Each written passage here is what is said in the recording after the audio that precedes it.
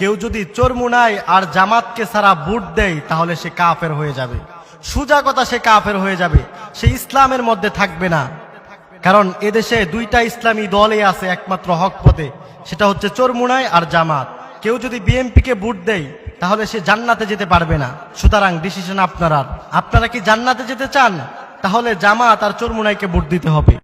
আওয়ামী লীগ করুন, বিএনপি করুন, জাতীয় পার্টি করুন, পরিষ্কার কাফির বেঈমান। ইসলামী রাজনীতির যদি কেউ বিশ্বাস না করে তাহলে তার ইমান থাকতো না। ফথুল করিম ফি সিয়াসাতিন নবীল আমিন এই কিতাবের মধ্যে মুশাহিদ পায়ম্বরী রহমতুল্লাহ আলাইহি লেখছেন, এক গুরুয় কয় ইসলামে কোনো রাজনীতি নাই, এরা হইল পরিষ্কার কাফির। এরা কিতা পরিষ্কার কাফির। এরা যদি মুসলমানের ঘরের মুসলমান হয়, কলিমা গু হয়, কলিমা পড়নেওয়ালা হয়, আর এরা যদি একবারে তাহাজ্জুদ গুজার হয়, তবুও এরার ইমান নাই, এরা বেঈমান কাফির।